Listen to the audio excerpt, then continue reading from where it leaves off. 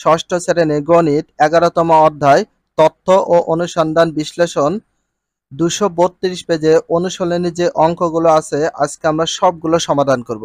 So guys let's get started. তো number 1, ষষ্ঠ শ্রেণীর 40 জন শিক্ষার্থীকে একদিনে দেখা পশু পাখির সংখ্যা জানতে চাওয়া তারা নিচের সংখ্যাগুলো জানালো। এখানে যে সংখ্যাগুলো আছে সেটা অনুযায়ী তোমাদের ক এবং খ নাম্বার প্রশ্ন সমাধান করতে হবে। তো ফার্স্টে আমরা ক নাম্বারটা সমাধান করব। 1-এর ক, উপাত্তগুলোকে মানের অর্ধক্রম অনুসারে বিন্যস্ত করো। অর্ধক্রম বলতে কি বোঝায় আর ঊর্ধ্বক্রম বলতে কি বোঝায় একটু ভালো করে শুনে নাও। অর্ধক্রম বলতে বড় থেকে ছোট সাজানোকে বোঝায়, আর ঊর্ধ্বক্রম মানে ছোট থেকে বড়কে সাজানো বোঝায়। অধক্রম মানে বড় থেকে ছোট হয়ে যাবে, অর্ধক্রম মানে অল্প হয়ে যাবে, আর ঊর্ধ্বক্রম মানে ছোট থেকে বড় হবে, যেটা বাড়বে, ঊর্ধ্বে যাবে।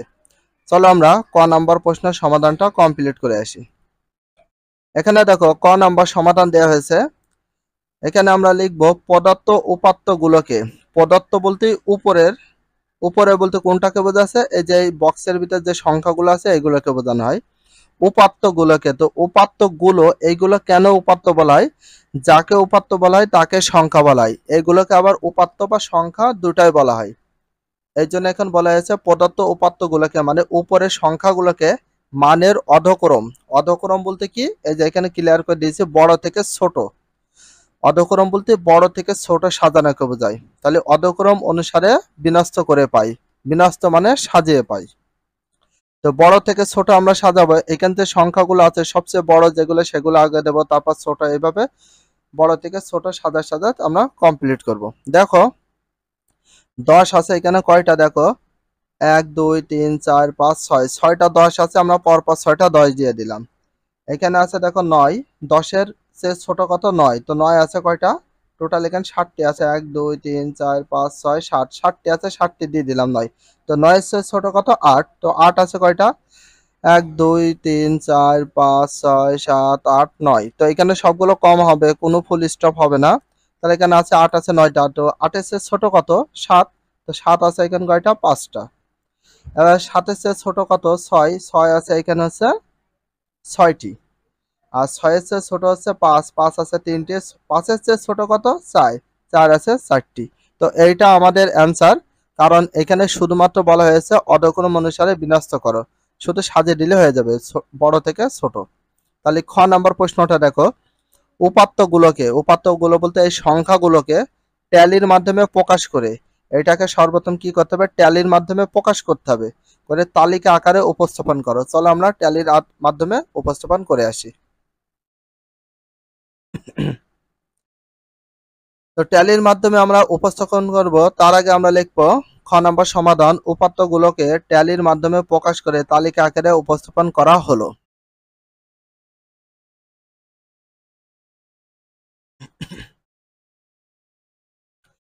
এখানে দেখো 5 আছে, তাহলে 5 কয়টি আছে, 3টে আছে। কিভাবে পেলাম আমাদের একটু দেখা উচিত।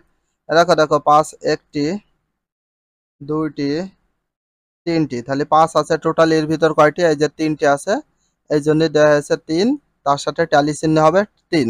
তো 6 কয়টি আছে, 6 আছে 6টি, আমরা একটু খুঁজে বের করি। 6 এখানে খোঁজো, দেখো 1টি, এখানে একটা 6 6, 2টি 3টি 4টি 5টি আর 6টি।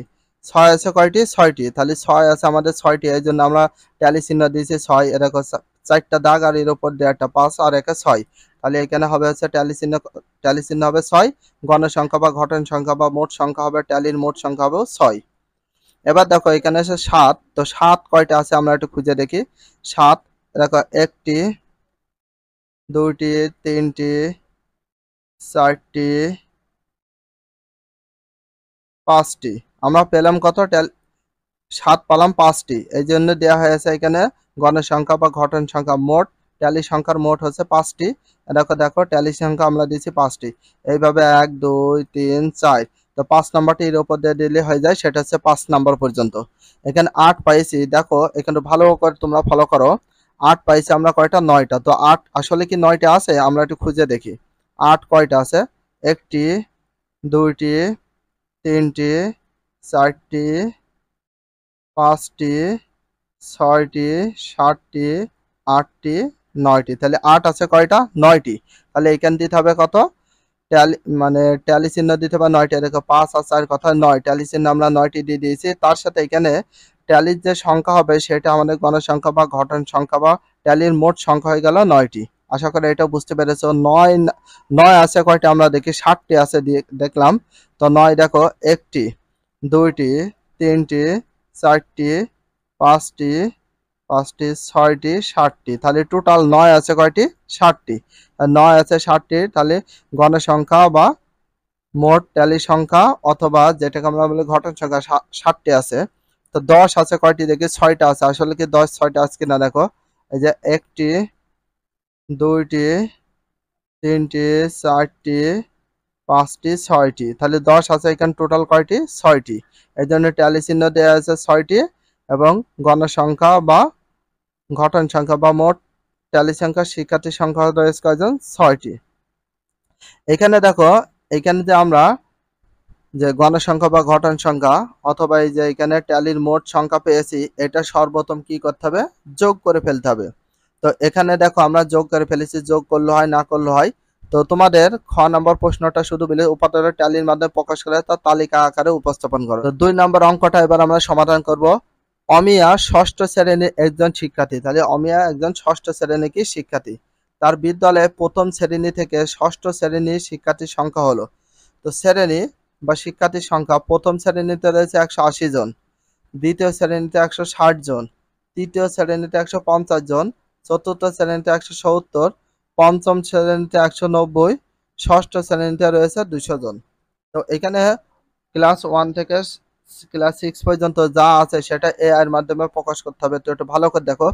উলম্ব রেখা বরাবর শিক্ষার্থীর সংখ্যা ধরে স্তম্ভ লেখা অঙ্কন করো।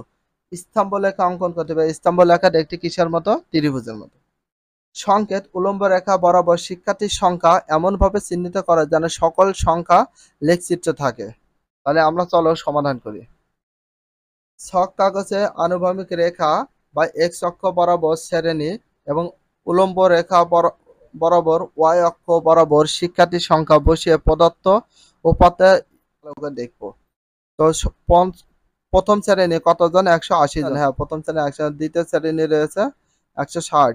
তৃতীয় শ্রেণীর স্তম্ভ লেখ রয়েছে ১৫০। চতুর্থ শ্রেণী রয়েছে ১৭০। পঞ্চম শ্রেণী রয়েছে ১৯০। দশম শ্রেণী আছে ২০০। তো এটা হচ্ছে আমাদের মূল বিষয়। নিচে আছে শ্রেণী স্তম্ভ লেখা, বাম সাইডে শিক্ষার্থীর সংখ্যা। অঙ্ক, বাংলাদেশ ও অস্ট্রেলিয়ার মধ্যকার একটি ওয়ানডে ক্রিকেট খেলায় বাংলাদেশ টিমের একজন বোলার ১০ ওভার বল করলেন।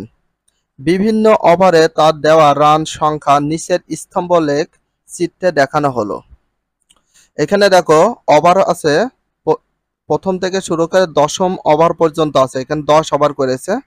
আর প্রত্যেক ওভারে কোন ওভারে কত রান হয়েছে সেটা উল্লেখ করেছে। প্রথম ওভার হয়েছে ৫ রান, দ্বিতীয় ওভার হয়েছে ৭ রান, তৃতীয় ওভার হয়েছে ৩ রান, চতুর্থ ওভার হয়েছে এই যে ১২ রান, পঞ্চম ওভার হয়েছে ৪ রান, ষষ্ঠ ওভারে রয়েছে ৭ রান, সপ্তম ওভারে হয়েছে ২ রান, অষ্টম ওভারে হয়েছে ৬ রান, নবম ওভারে হয়েছে ৪ রান এবং দশম ওভারে হয়েছে ৫ রান।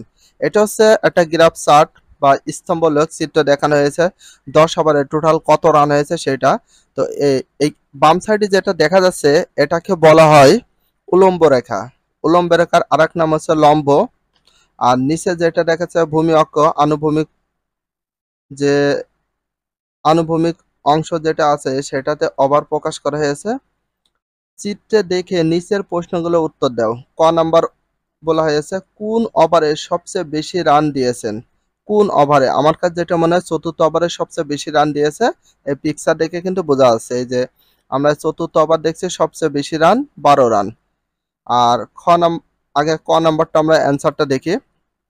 ক সমাধান দেব। স্তম্ভলেখ হতে দেখা যায় চতুর্থ ওভারে সবচেয়ে বেশি রান দিয়েছেন।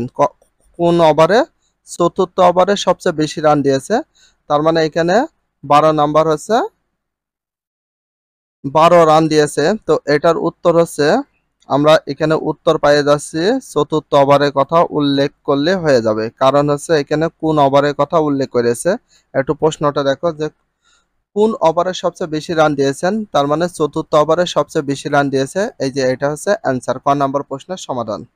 খ নাম্বার প্রশ্ন, 10 ওভারে তিনি মোট কত রান দিয়েছেন সেটা তোমাদের বের করলে হয়ে যাবে। 10 ওভারে মোট রানগুলো সব যদি আমরা যোগ করে ফেলি তাহলে হয়ে যাবে মোট রান কত দিয়েছেন 10 ওভারে টোটাল।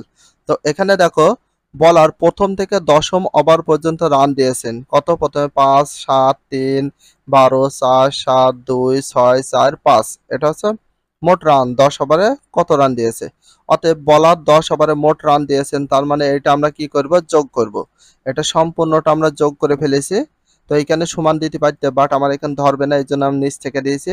টোটাল বলার 10 ওভারে মোট রান দিয়েছে হচ্ছে 55 রান। কয় রান টোটাল, 55 রান।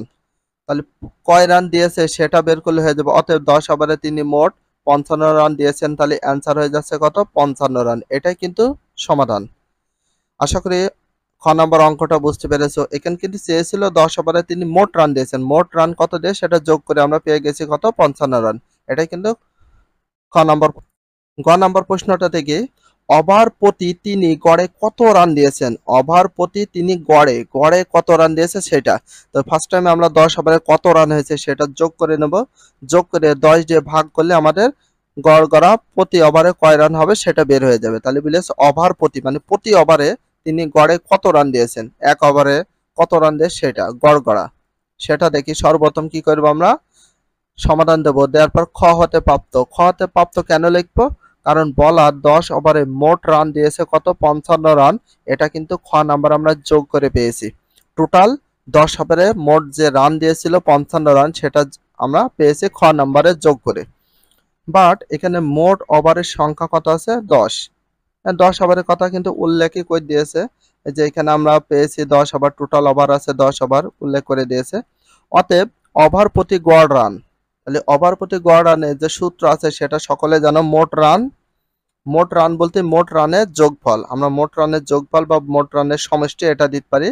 তারপরে ভাগ করব, গড় গড়া বললে আমাদের ভাগ করা লাগে। তাহলে মোট ওভার সংখ্যা কত, 10। তাহলে 55কে দিয়ে যদি আমরা 10 দিয়ে ভাগ দিই তাহলে 5.5 রান হয়, তার মানে 5.5 রান করে হয়েছে গড় গড়া।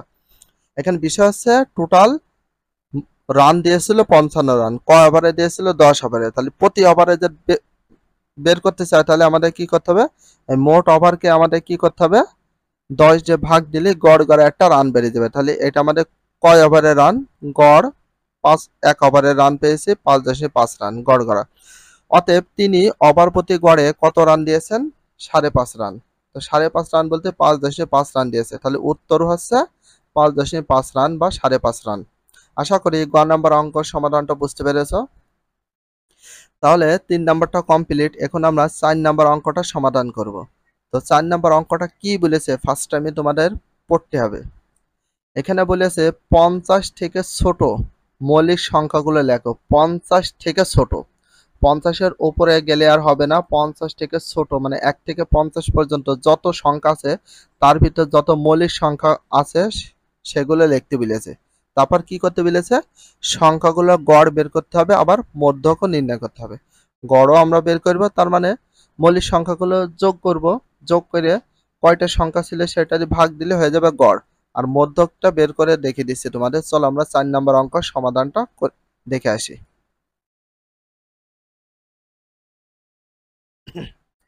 তো ফার্স্টে 4 সমাধান দেব, দেওয়ার পরে 50 থেকে ছোট মৌলিক সংখ্যাগুলো হলো, 50 থেকে ছোট 2 হচ্ছে মৌলিক সংখ্যা। এখন অনেকে কোশ্চেন করতে পারে যে কিভাবে এখানে আমরা মৌলিক সংখ্যা চিনব। মৌলিক সংখ্যা চিনার সবচেয়ে বড় একটা উপায় আছে, খুব ভালো করে মন দিয়ে শোনো, বুঝিয়ে দিচ্ছি। প্রথম কাজ, এক বাদে, এককে কখনো মৌলিক সংখ্যা ধরা যাবে না। একটা সংজ্ঞা আছে মৌলিক সংখ্যার, এক বাদে যে সংখ্যাকে শুধুমাত্র একবার ভাগ করা বা ভাঙা যায়। ভাগ করা যাকে বলে, ভাঙাও তাকে বলে। তো ভাগ করতে হবে শুধুমাত্র একবার, সেটা হবে মৌলিক সংখ্যা, এক বাদে কিন্তু। আচ্ছা, 2কে কবার ভাঙা যায়, 2 1 2, আর যায় না, তার মানে 2 হচ্ছে মৌলিক সংখ্যা। 3কে কবার ভাগ করা যায়, একবার, 3 একে 3। আর কি ভাগ করা যায়? যায় না। কিন্তু একটা জিনিস ভাবো, 4 মৌলিক সংখ্যা কেন দিনি? 4কে দেখো দুবার ভাগ করা যায়। দেখো 4 একে 4, একবার ভাগ করা গেল। আবার কত? 2 দুগুণে কত হয়? 4। তা দুবার ভাগ করা যাচ্ছে। আমরা বলেছি যে সংখ্যাকে শুধুমাত্র একবার ভাগ করা যাবে সেইটা মৌলিক সংখ্যা। 5কে দেখো একবার যায়, 5 একে 5, 7 একে 7, 11 একে 11, 13 একে 13, 17 একে 17, 19 একে 19, 23 একে 23, 29 একে 29, 31 একে 31, 37 একে 37, 41 একে 41, 43 একে 43, 47 একে 47। দেখো এইখানে যে সংখ্যাগুলো আমরা দেখলাম সবগুলো মৌলিক সংখ্যা, কারণ এই সংখ্যাগুলো একবারে বেশি ভাঙা যায় না বা ভাগ করা যায় না। আশা করি বুঝতে পেরেছো যে মৌলিক সংখ্যা কোনগুলো হয়। যে সংখ্যা শুধুমাত্র একবারই ভাগ করা যায় সেগুলো হচ্ছে মৌলিক সংখ্যা। দুপুর গেলে সেটা মৌলিক সংখ্যা ধরা যাবে না। আমাদের এখানে প্রশ্ন বলা হয়েছিল যে মৌলিক সংখ্যাগুলো লেখো। আমরা 50 থেকে ছোট, 50 এর চেয়ে ছোট এই যে মৌলিক সংখ্যাগুলো লিখলাম। অনেকে বলতে 49 কি মৌলিক সংখ্যা? না, কারণ 60 49 একবার ভাগ করা যায়। দেখো 60 49, আবার কত? 49 একে 49। দেখো আমরা একটু ক্যালকুলেশন করে দেখি, 49 একে দুবার ভাঙা যাচ্ছে বা ভাগ করা যাচ্ছে, মৌলিক সংখ্যা হবে না। তো 2 থেকে শুরু করে 47 ভিতরে কিন্তু মৌলিক সংখ্যাগুলো আছে। এবার বলা হয়েছে গড় নির্ণয়। তো এখানে দুইটা প্রশ্ন চেয়েছে, গড় নির্ণয় করতে বলেছে আর মধ্যক। আগে ফার্স্ট টাইমে গড়টা নির্ণয় করি। 50 থেকে ছোট মোট মৌলিক সংখ্যা কয়টি পাইছি? আমরা টোটাল মৌলিক সংখ্যা পাইছি 15টি। গণ 1 2 3 4 5 6 7 8 9 10 11 12 13 14 15। 15টা মৌলিক সংখ্যা পেয়েছি, কিন্তু ভালো করে বুঝো, মৌলিক সংখ্যা পাইছি 15টা। এবার এই মৌলিক সংখ্যাগুলোকে আমরা যোগ করে ফেলবো, টোটাল যোগ করে ফেলবো, তাহলে আমাদের গড় বেরাবে খুব সহজভাবে। অতএব মৌলিক সংখ্যাগুলো সমষ্টি। সমষ্টি যাকে বলে, যোগফলও তাকে বলে, মোটও তাকে বলে। আমরা সমষ্টি করেছি। তো এই মৌলিক সংখ্যাগুলো সবগুলো যোগ করে পাইছি কত? আমরা 328। মৌলিক সংখ্যাগুলো সমষ্টি পেলাম 328, বাট এখানে টোটাল মৌলিক সংখ্যা পেলাম 15টি। তাহলে 328কে যে 15 দিয়ে ভাগ করি তাহলে আমাদের গড় গড়া অ্যান্সার বেরিয়ে যাবে। দেখো, অতএব মৌলিক সংখ্যার গুলোর গড়, তাহলে মৌলিক সংখ্যাগুলোর গড় অথবা শুধু গড় বলে সূত্রটা ফেলবে। আমাদের এখানে ধরবে না, পাশাপাশি ধরবে না, এর জন্য আমি নিচে দিয়েছি। তাহলে অতএব দেব মৌলিক সংখ্যাগুলোর গড় সমান মৌলিক সংখ্যাগুলোর সমষ্টি। যে সমষ্টিটা আমরা বের করেছি পেয়েছি কত? 328 ভাগ মোট মৌলিক সংখ্যা। মৌলিক সংখ্যা পেলাম কত? আমরা 15টি। 15টি মৌলিক সংখ্যা পেয়েছিলাম। তো এখানে মৌলিক সংখ্যার সমষ্টি কত? এই যে 328, এই যে 328 পেয়েছি মৌলিক সংখ্যার সমষ্টি। এই যে এখানে ভাগ ছিল, এই যে ভাগ, আর মোট মৌলিক সংখ্যা কত পেয়েছিলাম? 15টি, দিলাম 15টি। 328কে যদি 15 দিয়ে ভাগ দেয় তাহলে কত হয়? 21.87। এটা দশমিকের পরে কিন্তু একটা নিয়ম আছে, 21.87 প্রায় হয়ে গেল, আমাদের গড় বেরিয়ে গেল। অতএব 50 থেকে ছোট মৌলিক সংখ্যাগুলো গড় হচ্ছে 21.87 প্রায়। এটা হচ্ছে মৌলিক সংখ্যার গড় বেরিয়ে গেছে। গড়ের কাজটা আমরা কমপ্লিট করলাম, বাট এবার আমরা কাজ করব মধ্যক নির্ণয় করে দেখাবো। চলো আমরা মধ্যকটা নির্ণয় করি। প্রথম কাজ মধ্যক নির্ণয়, একটু বোঝানোর জন্য ক্লিয়ার করে দেখিয়ে দিচ্ছি কালার বিষয় দিয়ে। এখন খোঁজো 50 থেকে ছোট মৌলিক সংখ্যাগুলো ঊর্ধ্বক্রম অনুসারে সাজিয়ে পাই। তো টোটাল আমাদের এখানে মৌলিক সংখ্যা আছে 15। তো 15-এর ভিতর আমি দেখো এখান থেকে আমি 60টা এদিকে বাদ দিয়ে দিলাম। 1 2 3 4 5 6 7। এবার ডান সাইড থেকে আমার 60টা নিতে হবে। 1 2 3 4 5 6 7। এখানেও 7, এখানেও 7, বাট মাঝখানে কোনটা রয়েছে? 19। তাহলে 19টা হচ্ছে কি মৌলিক সংখ্যা, সরি 19টা হচ্ছে কি মধ্যক। মাঝখানে রয়েছে মধ্যক বলতে মাঝখানে যে সংখ্যাটা থাকবে সেটাকে বলা হয় মধ্যক। আশা করি এটা বুঝতে পেরেছে যে মধ্যক বলতে কোনটাকে বোঝানো আছে। মধ্যক পালাম কত? আমরা 19। এখানে 19 উপাত্তগুলোকে সমান দুই ভাগে বিভক্ত করেছে। 19 হচ্ছে উপাত্ত, মানে সংখ্যাগুলোকে দুই ভাগে বিভক্ত করেছে। দেখো এদিকে আর এই সাইডে দুই ভাগে কি করেছে? বিভক্ত করে দিয়েছে। এখানে কমা 19 উপাত্তগুলোকে সমান দুই ভাগে বিভক্ত করেছে। আসলে করেছে সেটা তোমরা প্রমাণ দেখতে পেলে, এটা খুব ভালো করে বুঝতে পেরেছো। এখানে আমরা লিখবো অতএব 50 থেকে ছোট মৌলিক সংখ্যাগুলোর মধ্যক পালাম আমরা কত? 19। উত্তর, এখানে উত্তর চেয়েছিল 3টা, একটু বোঝো। 50 থেকে ছোট মৌলিক সংখ্যাগুলো লেখো, লিখেছি সংখ্যাগুলো গড় আর মধ্যক নির্ণয় করব। তো এখানে গড় পাইছি কত? 21.87 প্রায়, এবং মধ্যক পালাম কত? 19। এটা হচ্ছে কয় নম্বর অঙ্ক আমাদের? 4 নাম্বার অঙ্ক সমাধান। আশা করি 4 নাম্বার অঙ্কটা খুব ভালো করে বুঝতে পেরেছো। বাট এবার আমরা 5 নাম্বার অঙ্কটা সমাধান করব। চলো আমরা 5 নাম্বার অঙ্কটা পড়ে নিই একটু। স্তম্ভগুলোর উচ্চতা মিটারে দেওয়া আছে। এখানে যেটা দেখতে পাচ্ছি এটা মিটারে দেওয়া আছে। উপাত্তগুলোর মধ্যক নির্ণয় করো। শুধুমাত্র মধ্যকটা নির্ণয় করলে এনাফ। আর এটা হচ্ছে আমাদের 232 পেজে যে অঙ্কগুলো ছিল সেগুলো আমাদের লাস্ট অঙ্ক 5 নাম্বার। এটা সমাধান করে দেখে দিই। চলো 5 সমাধান দেব। প্রদত্ত মানে উপরের স্তম্ভলেখ হতে স্তম্ভগুলোর উচ্চতা মিটারে পাই। আসলে এখানে কিন্তু এগুলো সব কি মিটার দ্বারা প্রকাশ করেছে। 9 metre, 21 metre, 13 metre, 24 metre, 16 metre, 10 metre, 15 metre, 25, 23, 12, 21, 11, 25, 18, 7, 20, 19, 14 এগুলো কি দ্বারা প্রকাশ করেছে? উচ্চতাগুলো মিটার দ্বারা প্রকাশ করানো হয়েছে। তাহলে সর্বপ্রথম কি করেছি আমি, তো স্তম্ভগুলো তো উচ্চতা মিটারে পাই। এখানে সবগুলো আমি কি করেছি, ওই যে গ্রাফ আছে বা স্তম্ভ লেখ আছে সেগুলো আমি এক সাইড থেকে তুলে নিয়েছি, এক সাইড থেকে। ঠিক আছে, তোলার পরে প্রাপ্ত উপাত্তগুলোকে মানের ঊর্ধ্বক্রম অনুসারে সাজিয়ে পাবো। কারণ এখানে যে মিটারগুলো উচ্চতা পাইছে এটা আমাদের সাজাতে হবে। কেন? এই উপাত্ত বা সংখ্যাগুলোকে যদি না সাজাই তাহলে আমরা মধ্যক নির্ণয় করতে পারবো না। বাট মধ্যক নির্ণয় করতে হয় তিনটা সিস্টেমে, একটা জোড়ের সূত্র, একটা বিজোড়ের সূত্র, আর আমরা যেটা করছি এটা 6-7 এর জন্য পারফেক্ট একটা নিয়ম দেয়া আছে। তাহলে প্রাপ্ত উপাত্তগুলো মানের ঊর্ধ্বক্রম অনুসারে সাজিয়ে পাই। ঊর্ধ্বক্রম মানে ছোট থেকে বড় সাজানোকে বোঝায়, আর অর্ধ বলি বড় থেকে ছোট। তাহলে ঊর্ধ্ব বলতে কি, বড়র দিকে যাওয়া। তো ছোট থেকে বড়র দিকে যাওয়াকে বলা হয় ঊর্ধ্বক্রম, বড় থেকে ছোট নাই, ছোট থেকে বড়। দেখো প্রথমে 7, 9, 10, বড় দিকে 11, 12, 13, 14, 15, 16, 18, 19, 20, 21, এখানে 21 ডাবল হয়ে গেছে। বাট আসলে কি ডাবল আছে? অবশ্যই যদি এখানে আমাদের থাকে 21, একটু দেখি, এই যে 21 এখানে একটা আছে, এখানে একটা আছে, যদি থাকে পরপর দিতে হবে। 23, 24, 25, 25 এগুলো হচ্ছে আমাদের ঊর্ধ্বক্রম অনুসারে উচ্চতাগুলো সাজিয়ে পেলাম।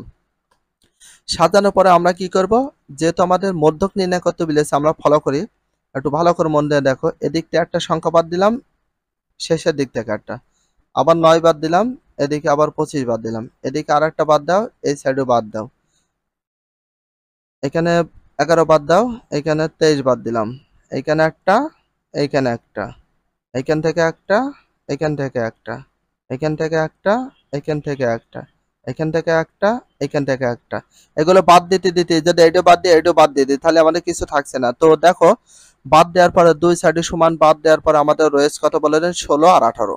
এই 16 আর 18 কিন্তু মধ্যক, বাট মধ্যক বের করতে হবে আমার যে কোনো একটা সংখ্যা। বাট এখানে তো আমার দুটো হয়ে গেছে, 16 আর 18। যদি এইরকম কখনো দুটো হয় তাহলে তোমাদের একটা ফর্মুলা ইউজ করা লাগবে বা সূত্র।